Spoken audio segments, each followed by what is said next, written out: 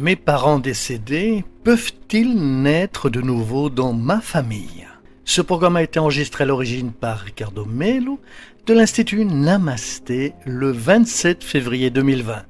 Les audios sont préparés par des volontaires de la Pilule de l'Évangile. Notre équipe de collaborateurs a toujours besoin d'aide. Soyez vous aussi volontaires dans notre cause. Rejoignez notre page sur Facebook, Pilule de l'Évangile. Bonsoir mes chers amis, très bonne soirée. Très bonne soirée à tous. Nous commençons avec l'affection habituelle, une autre pilule nocturne.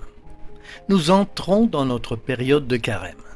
Nous avons une séquence de pilules sur les preuves scientifiques de la réincarnation. J'en ai déjà parlé ce matin, mais je vais maintenant répondre aux questions liées à ce sujet que je sais très sérieux, une source de doute et d'espoir pour beaucoup de gens.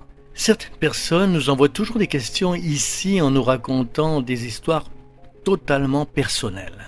Je pense que mon grand-père s'est réincarné comme mon fils. Ou encore, je pense que mon fils est de retour. Est-ce possible ou pas? Il y a beaucoup de questions comme cela. Mieux que ma réponse, que vous connaissez déjà, car vous savez très bien que je crois à la réincarnation par conviction et apporter la vision de la science. Des chercheurs sérieux sur le sujet à travers le monde, et je citerai des sources à partir de maintenant. Plus précisément aujourd'hui, je vais parler du travail de Jim Tucker, professeur et psychiatre à la faculté de médecine de l'Université de Virginie, qui avec Jürgen Kay, professeur émérite et également psychologue à l'Université de Tasmanie, qui se sont associés en 2012 et ont publié un document dans le journal de l'exploration scientifique. Une revue scientifique de situations mystérieuses pour la science, parlant de plusieurs cas de famille avec des enfants nés avec des marques correspondant à leurs parents décédés, y compris les enfants qui parlaient comme le parent décédé lorsqu'il était incarné dans son existence antérieure.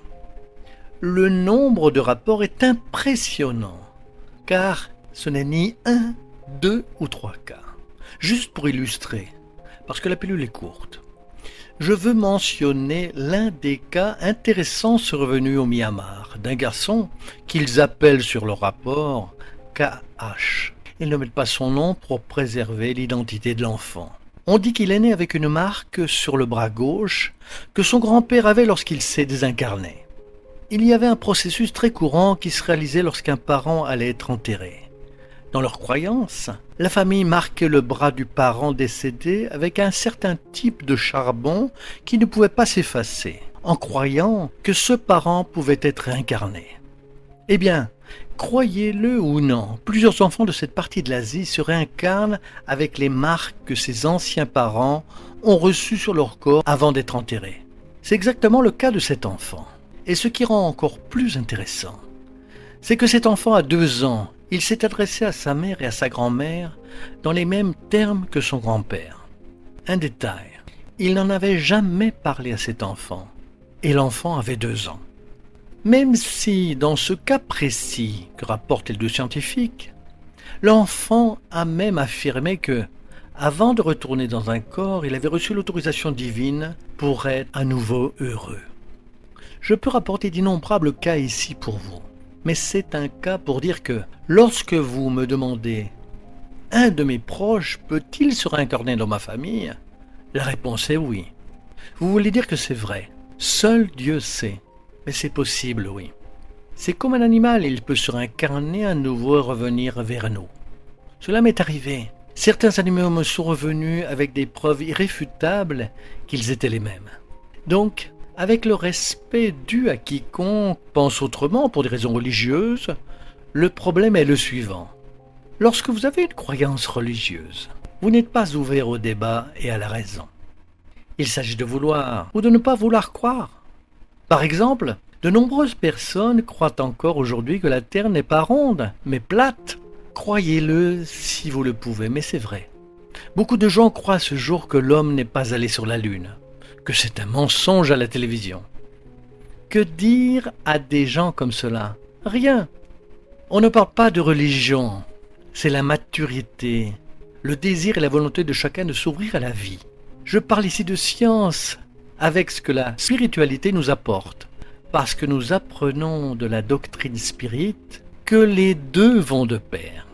Ces scientifiques et plusieurs autres, pour la plupart des athées, ils ne connaissent aucun type de religion et sont des personnes extrêmement convenables. Leur travail le montre, confirmant davantage quelle doctrine très ancienne et respectable, comme le bouddhisme, et évidemment maintenant aussi la doctrine spirite, parmi d'autres qui croient à la réincarnation. Ils se sont avérés être une vérité universelle, sans parler de la présence de la réincarnation dans la Bible, à des moments cruciaux des discours de Jésus. Mais je laisserai cela pour une autre pilule. Alors gardez vos espoirs allumés, car la vie continue. Croyez-le ou non, cela continuera, car c'est la loi divine. Cela a été comme cela, et vous pouvez être sûr que cela continuera aussi. Lumière et paix, et vous le savez déjà, aidez à répandre les pilules de l'Évangile. Au bon moment, avec le bon thème, les gens écoutent. Au bon moment, lorsque le sol est prêt, si vous semez, la graine va tomber et germer. Félicitations à vous qui n'abandonnez pas la promotion de la pilule. Restez avec Dieu et à bientôt mes amis, à très très bientôt.